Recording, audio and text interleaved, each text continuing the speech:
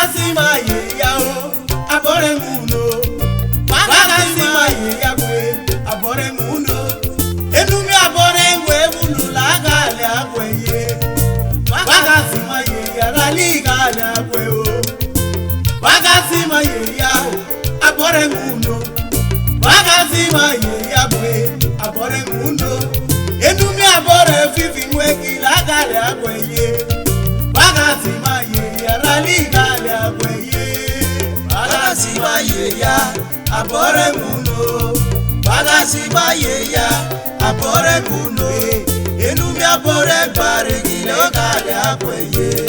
Vbakhazimhayeya raligale akwe o. Vbakhazimhayeya abore muno. Vbakhazimhayeya abore muno. Enumi abore gbare kilagale akweye. Vbakhazimhayeya raligale akwe o.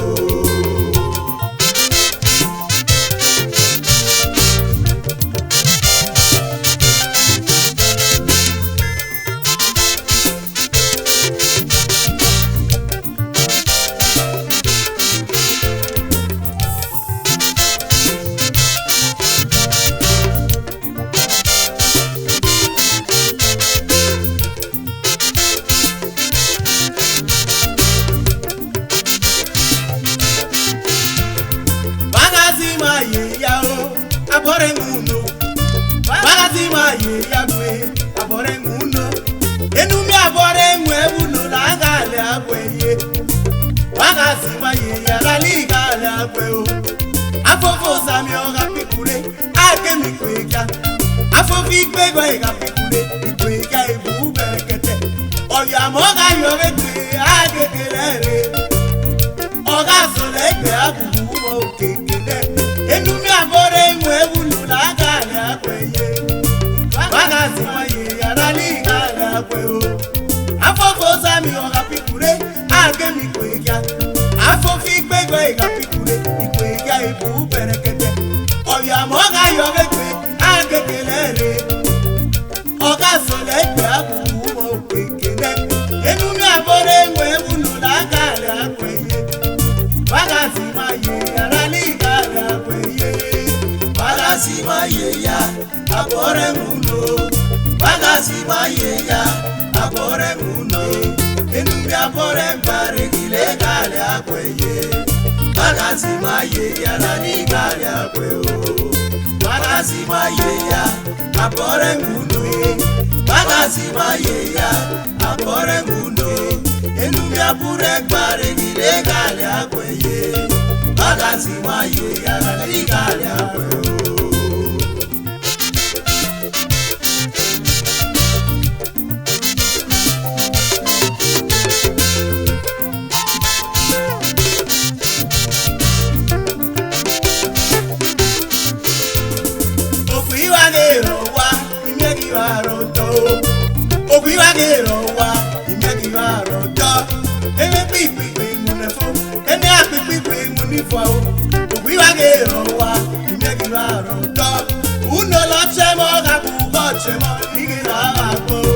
Vbakhazimhayeya raligale akwe o.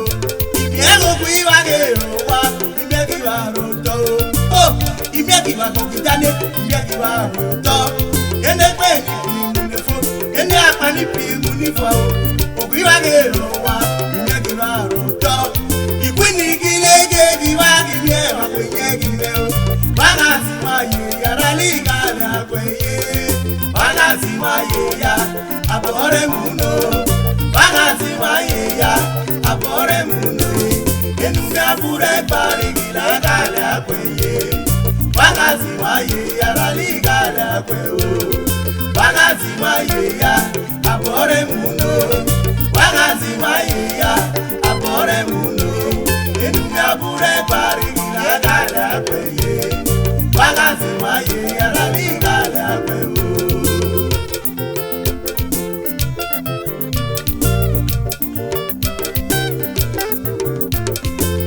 Ono mo lulu yo ba gwe me. Iragbe mo bi mare. Esako iragbe mo bi mare o. Yakubu Ayegbeni o.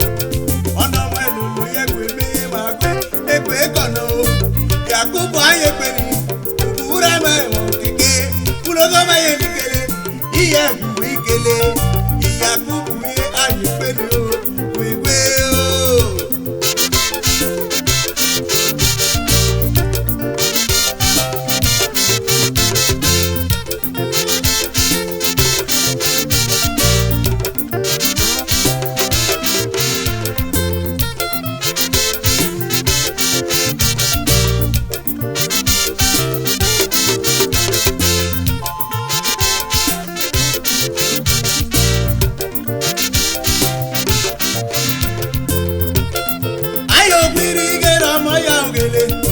Yakubu, etako egere ọmọ ya ogele. Afẹ́mọ egere ọmọ ya ogele. Ayegbeni, Edo egere ọmọ ya ogele. Nàìjíríà egere ọmọ ya ogele. Yakubu, Efati egere ọmọ ya ogele. Yakubu Ayegbeni o, obi ma agọ̀nà o. Ayọ̀gbìrì wa kí o là máa nọ́mọ o. Ọ̀nà ọmọ ẹ̀ ló lóra gbègbè. Ọkọlami, bọ́ọ̀lù ìlàmì ìgbọ̀nà o. Ó ìfọ̀yé, iye rẹ̀ ló fọ́mọ àmọ́ o. Ìfọ̀hàn, iye ìwéye. Ọ̀nà ọmọ ìlòlò yàgbé meye máa gbé èpè ìgbọ̀nà o. Ìfọ̀hùn bí ìwéye, kẹ́rẹ́ ló fọ́mọ àmọ́ o. Làmí o, làmí, làmí o, làmí. Ó ìfọ̀ rẹ̀ ló fọ́mọ e. Yẹ́kí mọ̀ mi rẹ̀ yá oge ibùdó ọ̀sẹ̀mẹ̀ o. Máìkì ìtẹ̀mọ́ àgbọ̀ o, Yẹ̀kú kálá gbé. Máìkì ìtẹ̀mọ́ àgbọ̀ e, Yẹ̀gbẹ̀mí Ayegbeni o. Ayegbeni kì í yẹ kì báyìí mọ́ o. Máìkì ìtẹ̀mọ́ àgbọ̀ o, ó yọ pẹ́pẹ́ kúkú ìkele. Máìkì ìtẹ̀mọ́ àgbọ̀ o, ìyẹ́ kúkú ìmọ̀ ye. Pèmí Yakubu Ayegbeni ye, ìkele. Ọ̀nà ọmọ ẹ̀ ló lóògùn ìwé yé máa gbé.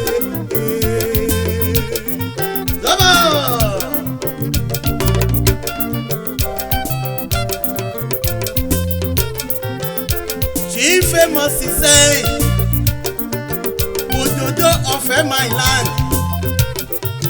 Ọ̀nà ọmọ ẹ̀ ló lóra gbègbè, she famous yo. When we say ilẹ̀ o, she famous yo. Iye ẹ̀gúnbí ìrèké, uwẹ́lẹ́ nẹ́lí lọ́kẹ́ gọ́nà o. Iye ẹ̀gún sálà gbé, ẹ̀tẹ̀ lulu yàmẹ̀ o. Dẹ́mọ̀ sí ìgbà yé ya o.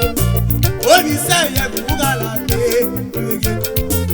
Afuse iyo apiola manali o. She famous Ezimheyeya o. Yẹ̀kú kálá gbé. She famous o. Wọ́n náà ṣe yẹ kó ká pẹ́ ọ̀pọ̀ o. Wẹ́n omi ṣe yẹ̀kú kálá gbé. Oh, she fight ẹbẹ̀ ọ̀gá òkú bí ìrèké. She mo ti ṣàìsẹ̀ ẹbẹ̀ ọ̀gá o. Kú kálá gbé. She fight ẹbẹ̀ ọ̀gá o. Ìyẹ̀kú kálá gbé. Ẹtẹ̀ nùnú yọ̀ tún gbìyà o. Praise you, oh Lord, gonna.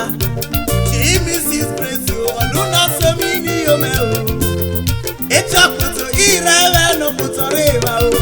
Mrs. Grace you give me. Wagala pe o, eni yeya. Wagala pe, eni yeya o. Ezimheyeya, abore muno. Vbakhazimhayeya, abore muno. Apure gbare ni lagale akweye Vbakhazimhayeya.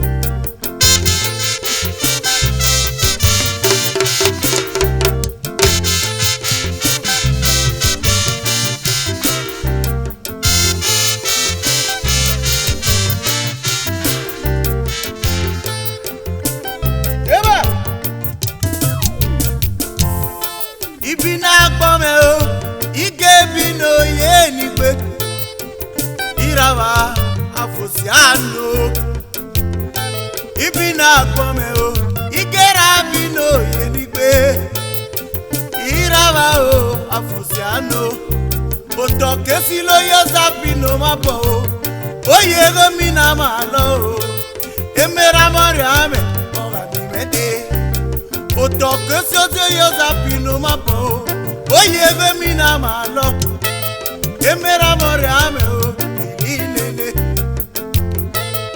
egera me ilele egi uwo me ilele o baba o Bolivia o warele mele egera me ilele egi uwo me ilele oye Bolivia o warele mele ibina gbome o iragbelo ye nigbe ino ipapo wewe Afuosino enopo emero ye fe yame oge no pa mo bo imo ado wewe niyo Afuosino enopo temero ye fe yame oge no pa mo bo ino kumi wewe Afuosino etira rimelo society elo gapo bikio ino kumi wewe Afuosino ezira ni meralo koni elo koni no ye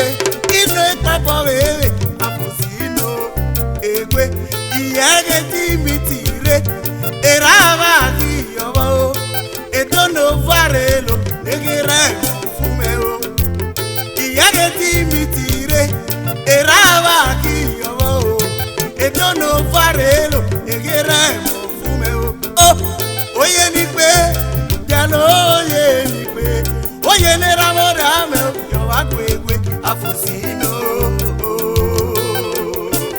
eba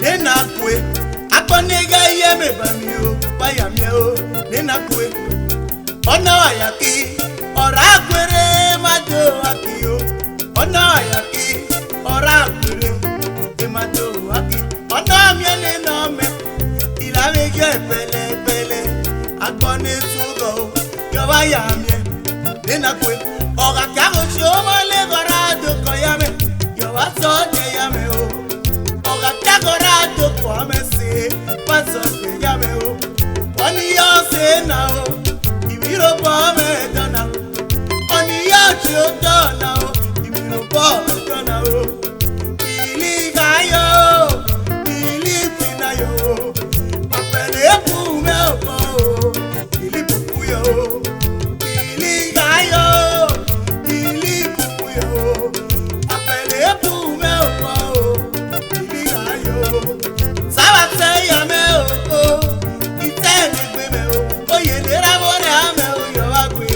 Afuosino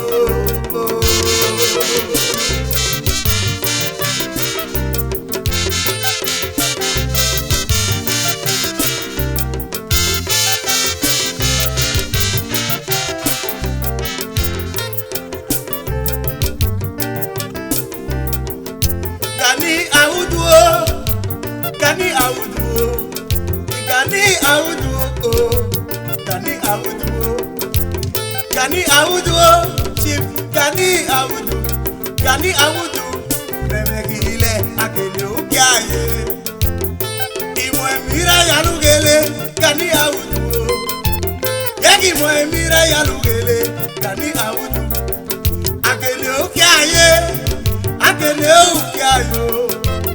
onoru ilaya nana akele ukiayo uligayo ulipinayo Gani Audu uligayo ulitrayo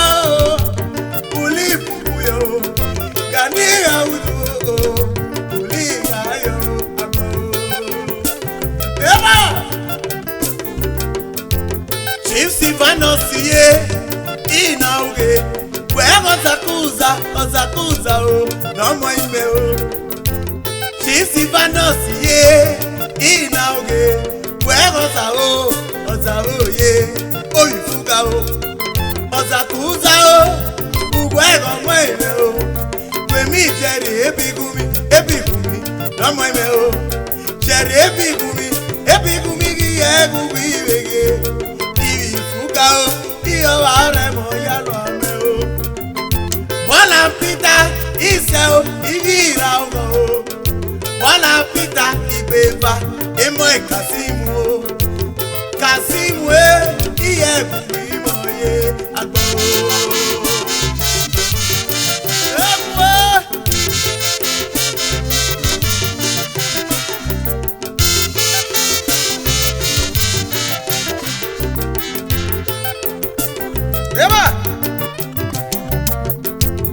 Atana sosie ubome o atane wendo viemberi o atana sosi ubome ubu iwege atana ubome o odiya loya atane giye iwege atana sosi ubome o ubu imo o atane giye iwege atana sosi ubome iye imo o uligalayo atana sosi ubome o uligayo yakimo emireya oge oye nibe Afuosino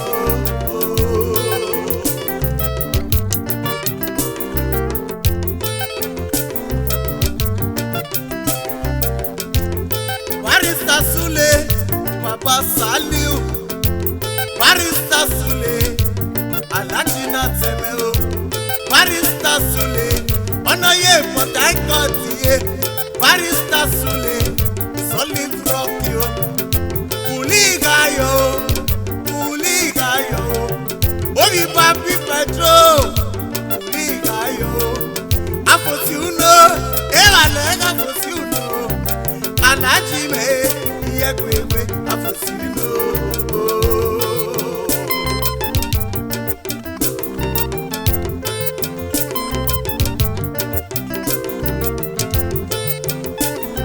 Bita dunia ye o Oyokona Yakubu melo ya o Okwinoto Uwago kwinoto Bita dunia ye Iyeya ye wa Ọ̀gàtẹ́gò náà yà ó, ọ̀tẹ́ náà rẹ̀ lọ́ ẹ̀mọ́ o. Ọ̀gàtẹ́gò náà yà yé, ọ̀tẹ́ náà rẹ̀ lọ́ ẹ̀mọ́. Bìtà dúníà yé, yẹ ọ̀nà tí ọ̀gá pẹ́ o. Bìtà dúníà yé, ọ̀nà tí ọ̀gá pẹ́. Ọ̀pọ̀ náà yé kọ́ wà rẹ̀ ọ̀ká yà o.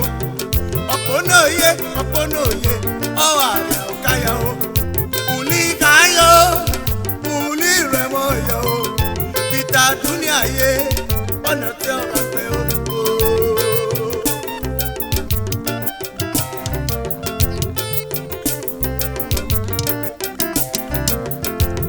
Alájàdámú ẹ̀mọ́zozo Ulogu Sagbe former president o Usagbe club eremezomiya oge Alájàdámú ẹ̀mọ́ yálò àmẹ́ o Alájàdámú Adamu ẹ̀mọ́zozo Adamu ìyá ìbúgbẹ́ ìrèké Ugagbe ìmọ̀ nígeyé ìmẹ̀pẹ́ màdàmú o ìmọ̀ nígeyé yẹ kàkèlè òkè ayé kùlí gáyò kùlí bùkúyò gbèbí ó káyínà mọ́ ìwé o kùlí gáyò àgbọ̀ o.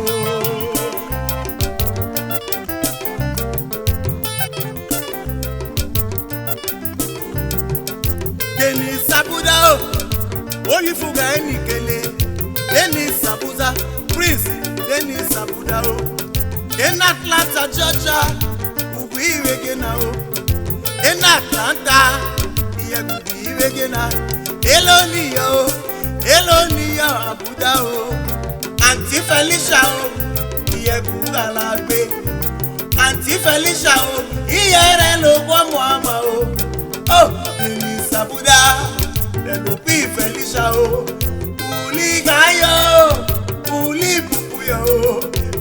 uli tayo uli pukuyo agbo.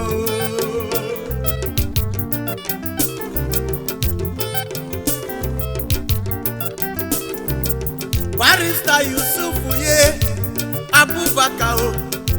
Barrister Yusuf Abubakar, master of simplicity. Yusuf o, master of simplicity. Abubakar o. Chairman yo, ewa otesi ye.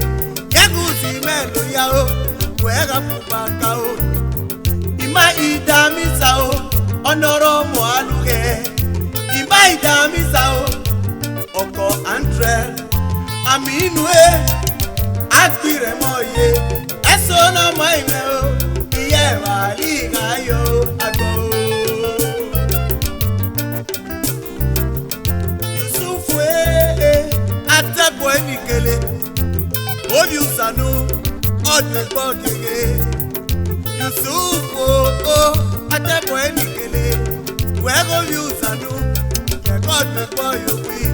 Yusufu atebo yakakabo wele ọ̀nà tí ọ̀gá pé ó Yusuf àtẹ̀bọ̀ ó uli gayo uli trayo Yusuf àtẹ̀bọ̀ ó ọ̀nà tí ọ̀gá pé ó.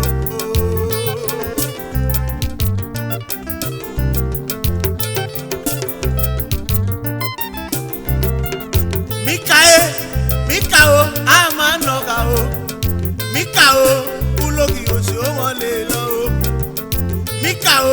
Mika a máa nọ̀gà ye. Mika ulega mi ò rí omi o. Ọ̀nàlẹ́gà mi ò rí omi kìí kele. Ó Mika yegwegwe Afuosino o. Mika o. Ayegbo ayé ni màá wá o. Uwele nílé yọ̀ọ̀nù dáná.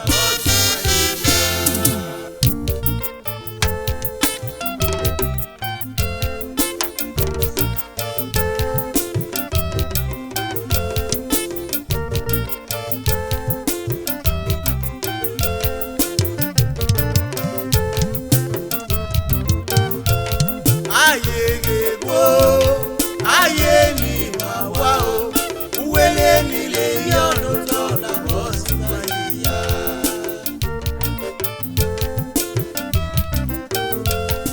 Ayegbo nagbona o otogele maya o.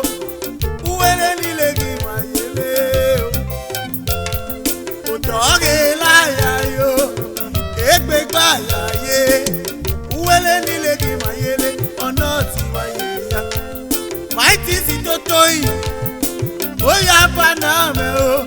Uwele nugi mayele o. Oh mighty si totoyi o. Oya baname o. Eli nugi mayele ọ̀nà Ezimheyeya. Chief Sam sedi o. BJ sedi o. Eli nugi mayele ọ̀nà Ezimheyeya. Chief Sam sedi BJ Sam sedi o. Eli nugi mayele ọ̀nà Ezimheyeya. Look at the ayonote o. Olumetele. Eli nugi mayele ọ̀nà Ezimheyeya. Chief ayonote o. Omi jetu gọ̀dá o. Oh Eli nugi mayele ọ̀nà Ezimheyeya. Chief Joseph Samari ọ̀mẹ̀mẹ̀ ọ̀bẹ̀nìkele. Eli nugi mayele ọ̀nà Ezimheyeya. Joseph Samari o. Laki Joseph Idegu o. Eli wagi mayele ọ̀nà Ezimheyeya. Àwí Peter o. Ọ̀yọ́gọ́ mi ìbùgbé akele. Eli nugi mayele ọ̀nà Ezimheyeya. Vincent Ayausi o. Wega Ayausi. Eli nugi mayele ọ̀nà Ezimheyeya. Vincent Ayausi o. Ìgbẹ́mi ànàmọ́ ìmẹ̀ o. Eli nugi mayele ọ̀nà Ezimheyeya. Ṣáka o. Wẹ́nu yọmọ o. Ṣáka mi ò gbọ́ ya o. Ṣáka wẹ́nu yọmọ o. Eli nugi Mike Umaru no ya fasho. Eli nugi mayele ono Ezimheyeya. Shola o Mrs. Umaru. Eli nugi mayele ono Ezimheyeya. Agui shola o Mrs. Umaru. Eli nugi mayele ono Ezimheyeya. Alaji Umaru. Never drive. Eli nugi mayele ono Ezimheyeya. Inu moru chief inu moru alaji eli nugi mayele ono Ezimheyeya. Ajarabi uwafe ni ome owa. Eli nugi mayele ono Ezimheyeya. Mama yuwekele uwafe ni mama o. Eli nugi mayele ono Ezimheyeya. Chief SB Saliu Ayegbeni mwaye. Eli nugi mayele ono Ezimheyeya. Ayegbeni mwa ibabi petro me onira o. Eli nugi mayele ono Ezimheyeya o. Ayegegu aye ni mawa o. Uwele ni le yodo dola Ezimheyeya. Ayegegu aye ni mawako eli wage yanu dora Ezimheyeya.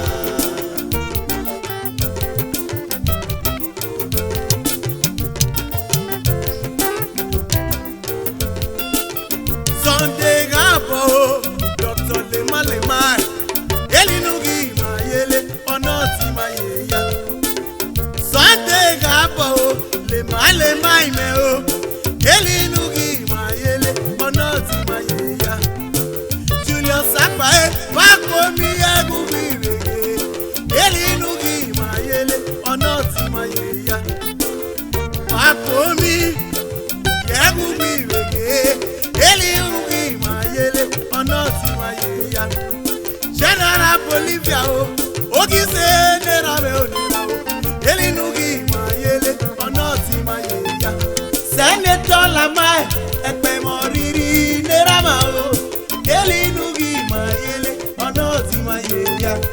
Alaji Suraji o Obiragwe eli nugi mayele ono Ezimheyeya. Alaji Suraji Obiragwe eli nugi mayele ono Ezimheyeya. Chief Timothy Anezwa eli nugi mayele ono Ezimheyeya. Chief Timothy Anezwa Rugurugu eli nugi mayele ono Ezimheyeya. Chief William Ojo ogi fuga o Ojo nulega mi o. Chief William Ojo when ogi fuga o eli nugi mayele ono Ezimheyeya. Chief Lucky Ekwagide Olemanu ogi yora bikele. Chief Lucky Ekwagide Chief Lucky Ekwagide Idegu Ezimheyeya o. Agui Mike no bi yora na gbe eli nugi mayele ono Ezimheyeya. Mike no bi yora o.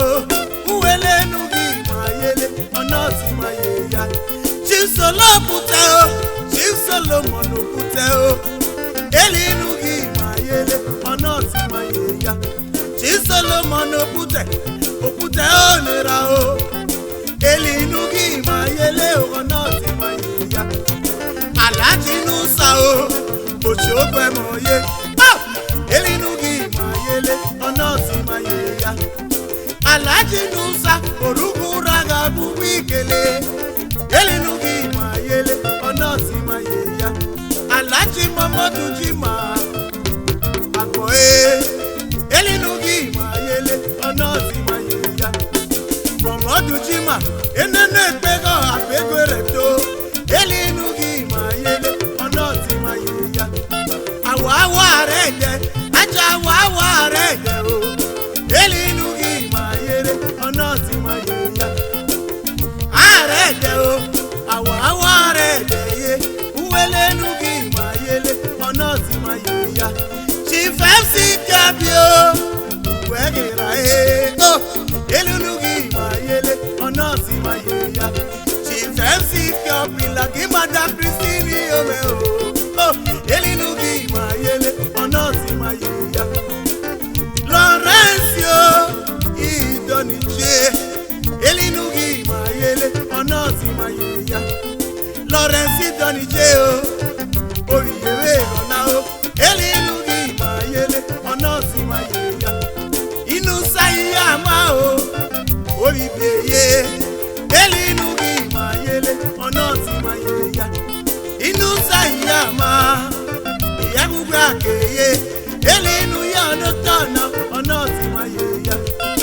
Alaji Kasimu, Musa o, Iwege, Elunugi Mayele, Ono Ezimheyeya.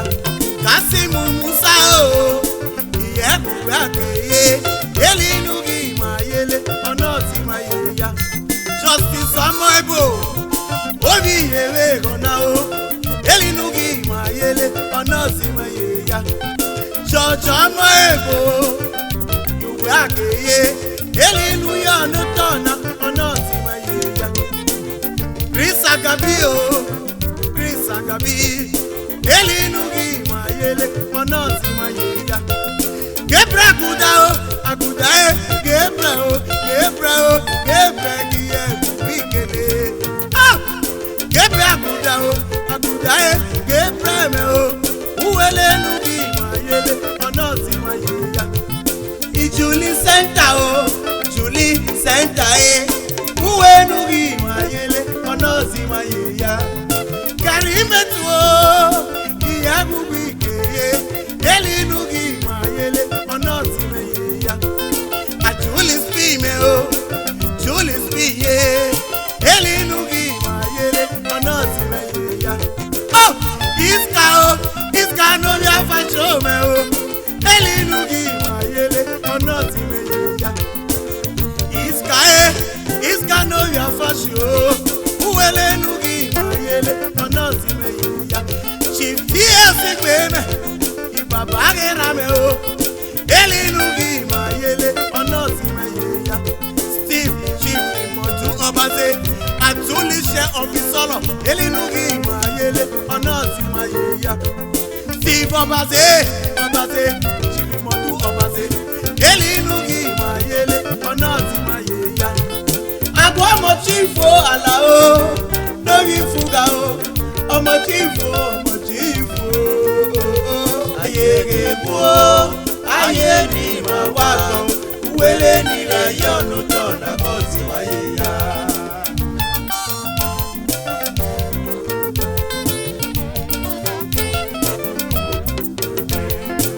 Abagana anapu ibugu irege, Elunugi Mayele, Ono Ezimheyeya.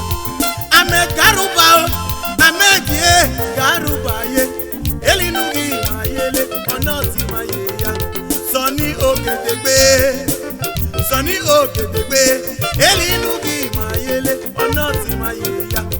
Sonny Ogedegbe, we Majesty Obagidi, Elunugi Mayele, Ono Ezimheyeya.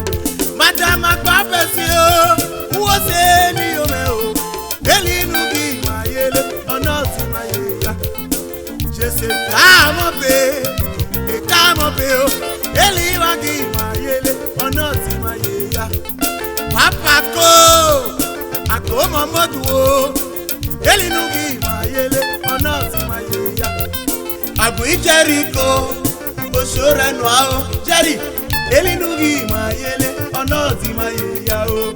Abduwapo Akomeme Wikeye, Elunugi Mayele, Ono Ezimheyeya. Alaji Center o, Igbadume o, Elunugi Mayele, Ono Ezimheyeya. Checheye Igbadume, Elunugi Mayele, Ono Ezimheyeya. Chief Doctor Pilagwe Nerivia, Elunugi Mayele, Ono Ezimheyeya. Chief Philip Ogumale, Elunugi Mayele, Ono Ezimheyeya. Chief Ogege Chifo gege na ifuga elinu gi mayeye Onozimheyeya Shekio yaya Yesufue uwelenu gi mayele Onozimheyeya Binamo modu uwelenu gi mayele Onozimheyeya Emomo alaji emomo enera o uwenu gi mayele Onozimheyeya Chief Domotu elinu gi mayele Onozimheyeya Domotu otu ne ya fashome o elinu gi mayele Onozimheyeya Simeon itoga na nira uwenu ya notana Onozimheyeya Chief Idalu enera elinu gi mayele Onozimheyeya Chief Jacoba Oba onerama o uwelenu gi mayele Onozimheyeya Ijamekifa uwelenu ya notana Ezimheyeya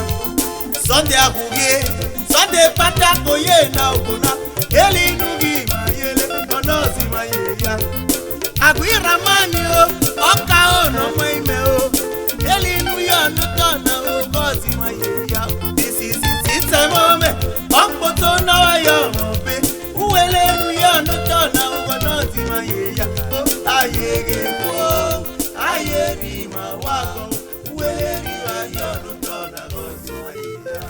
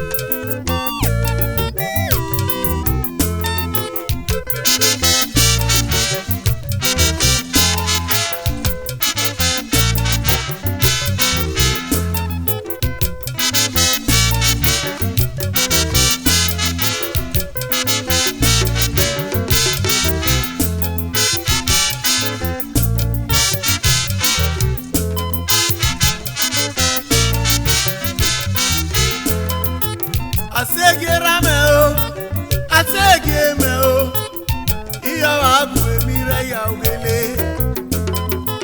Aseghiemhe o iya Aseghiemhe o iya abu emire ya ugele Chief Tony Idegu abu Aseghiemhe Chief Tony Idegu ombo na rege na o Avegio Aseghiemhe ofaya iya gilogo na o Tony Idegu egiye wivege Aseghiemhe ofaya o iya gilogo na o Tony Idegu egiye wivege oh Aseghiemhe o Magwe egele me asigi Aseghiemhe iya Aseghiemhe Magwe egele me asigi Aseghiemhe o Magwe egele me asigi Aseghiemhe o Magwe egele me asigi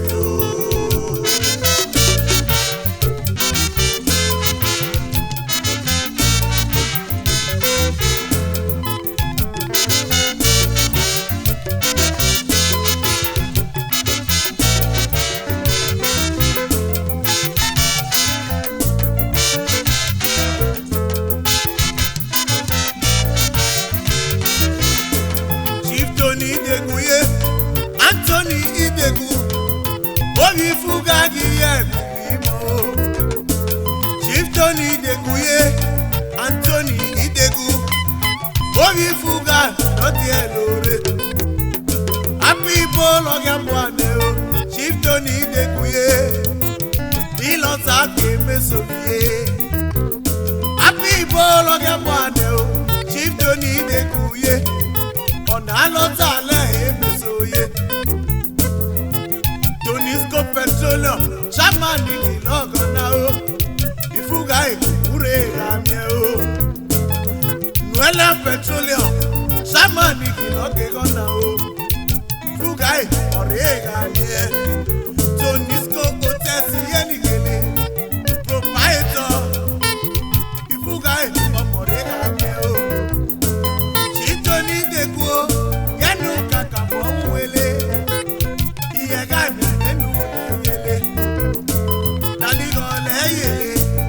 Akero apoto enogwe kimondo.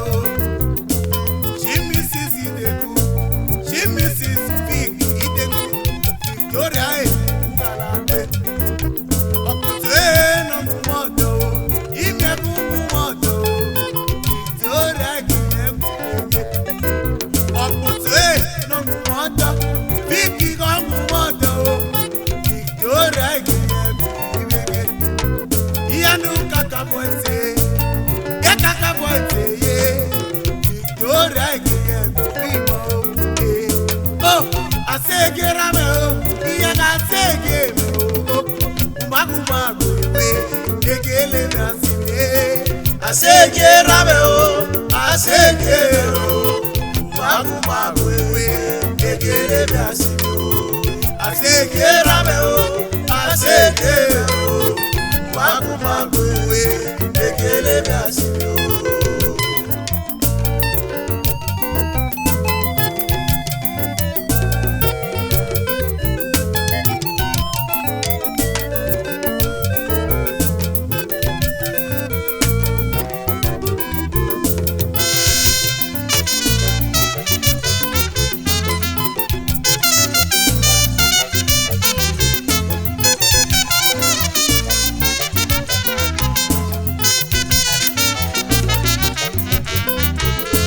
Chief Tony Idegu, Yakubu Tony, Anabo, Ikwegeye Kilogona o.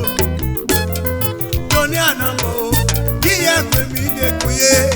Oh, Anabo Ikwegeye. Tony Anabo, Taki Tony Idegu ye. Ekwe Ikwegeye Kilogona o. Kristen Sabuda, Eloni Yakubu Ibege. Yagi mo emira ya wele. Deni Sabuda o. Ọmọ ètò ní Idegu nìkele. Abuja àgbéyẹ kùkù ìwege. Peter ọmọ ìra o. Ẹ̀yin bọ́ìsì yé ni wege. Ẹ̀yin bọ́ìsì ègì yẹ kùkù ìwege. Biro ọmọ ìra yé. Ẹ̀yin bọ́ìsì yé. Ọmọ ìra yẹ kùkù ìwege. Olóko tí àkàdá àlè òye. Ọmọ ètò ní Idegu ọ̀sìn Aliu yẹ kùkù ìwege. Ọ̀sìn Aliu yé. Ọmọ ètò ní Idegu lọ. Ọ̀sìn Aliu yẹ kùkù ìwege. Jasper wẹ̀ndọ́rì làwọn ni o. Ìwàrẹ́ yìí lọ́jọ́ ọ̀gá ìyẹlẹ máa yá o. Michael Ezimheyeya Jasper of London Ìkẹlẹ. Ìwàrẹ́ yìí lọ́jọ́ ọ̀gá ìyẹlẹ máa yá o. Jasper o. Ọmọ ètò ní Idegu. Ìyá kí lọ́kọ̀dá o. Àṣeyẹ ọmọdé. Alájí Sùnẹ́ o. Ìkànnì olóyògbò náà o. Ìsúnẹ́ o rí ẹ̀kú ìwege. Alájí Sùnẹ́ mo yé o. Ọmọ ètò ní Idegu o. Ìsúnẹ́ mo yẹ kú ìwọ o. Aseghiemhe o, Aseghiemhe o. Umagumagu we, ekele mi asime o. Aseghiemhe o.